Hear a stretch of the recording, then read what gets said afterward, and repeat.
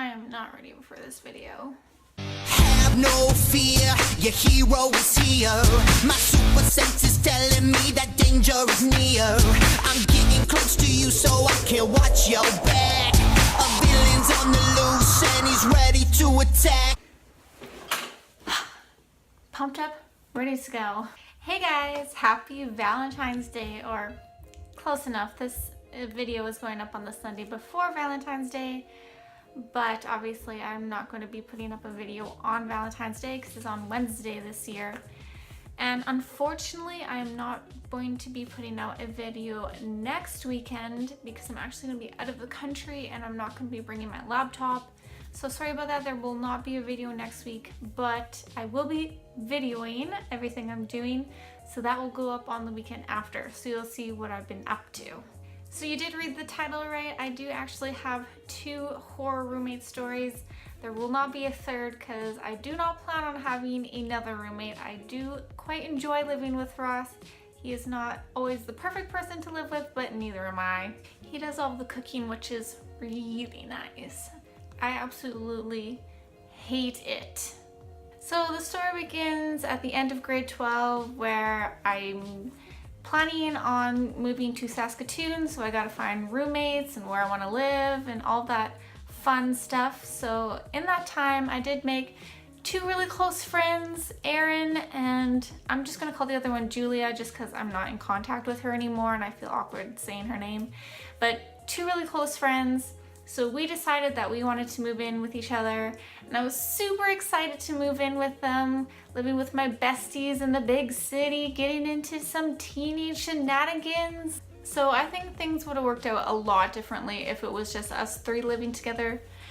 But unfortunately, Julia was friends with this other girl who I hated, and I'm gonna call her Bertha because Bertha is a very terrible name. I'm sorry if your name is Bertha. That's very unfortunate. So Bertha was a year older than us, so she had already been living in the city for a year, but she was having trouble with her roommate. I think they weren't getting along or something. I think her roommate was moving out. I'm not really sure of the whole story, but anyway, she was looking for new roommates. So one night when I was hanging out with my 2 besties, she asked us, hey, can I move in with you guys? And I can't remember exactly what we said in the moment. I think we just said, we'll think about it, fully thinking that we're gonna say, oh hell no. But since Julia was close with Bertha, she made a deal with us that if Bertha moves in with us, that she will keep Bertha occupied and get her off of our back if she's bothering us or whatever the case. So we were thinking, okay, well, if we don't really have to deal with her, then maybe that will be okay. So we ended up saying yes, but a little bit about Bertha first. So Bertha was crazy.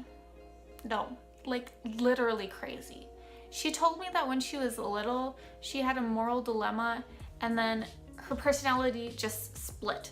So she told everybody she had a split personality, which I think she was just an excuse that she could be rude to people, because she would just say something like super rude and then her other personality would come out and be like, oh, like don't say that, whatever her other personality's name was.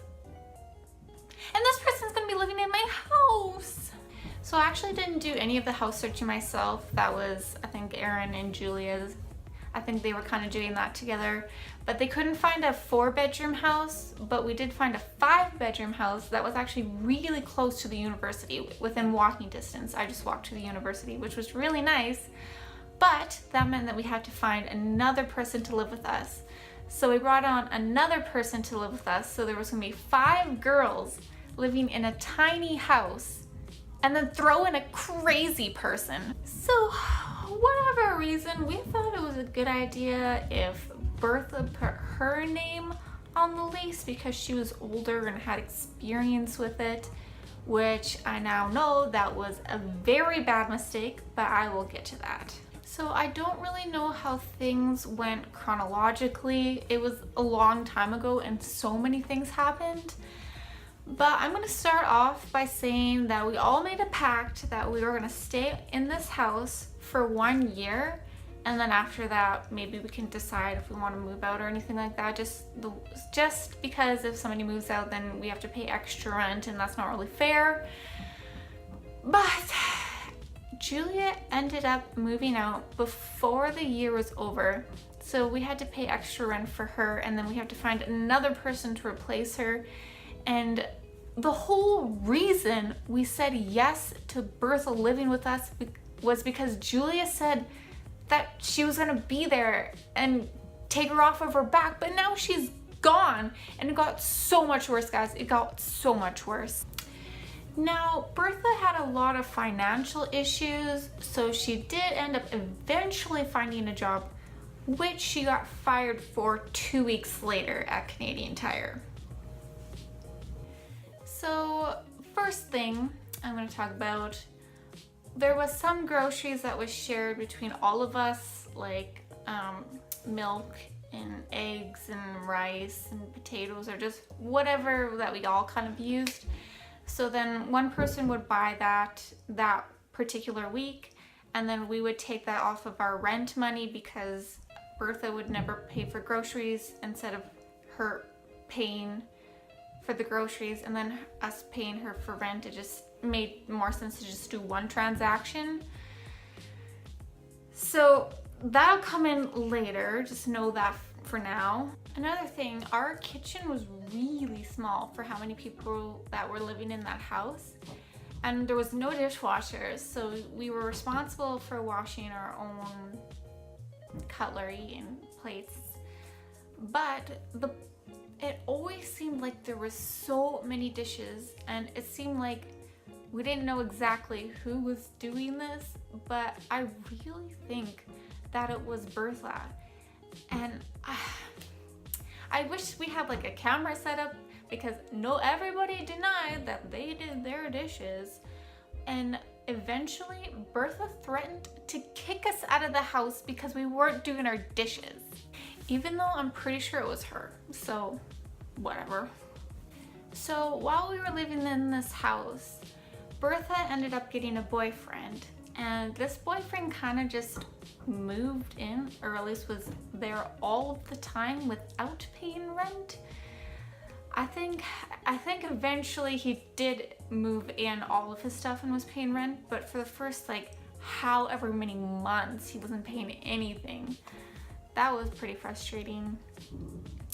And something really weird that I just have to mention, she texted my one friend that was living with us and asked her to take a condom from that she thought that she had and place it on Bertha's pillow for them when they got back.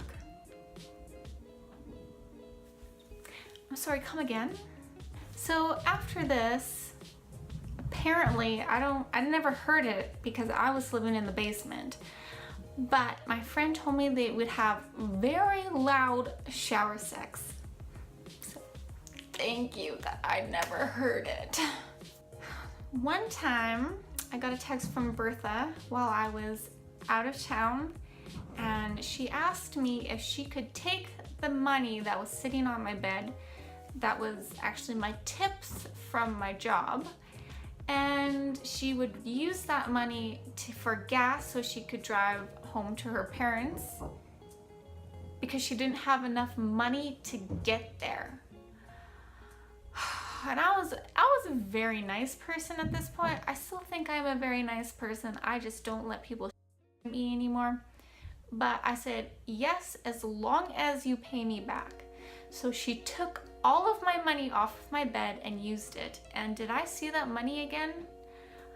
Her boyfriend paid for half of it back, but no, I never saw all of it back. Of course not. Why would I see all of it back? Of course not.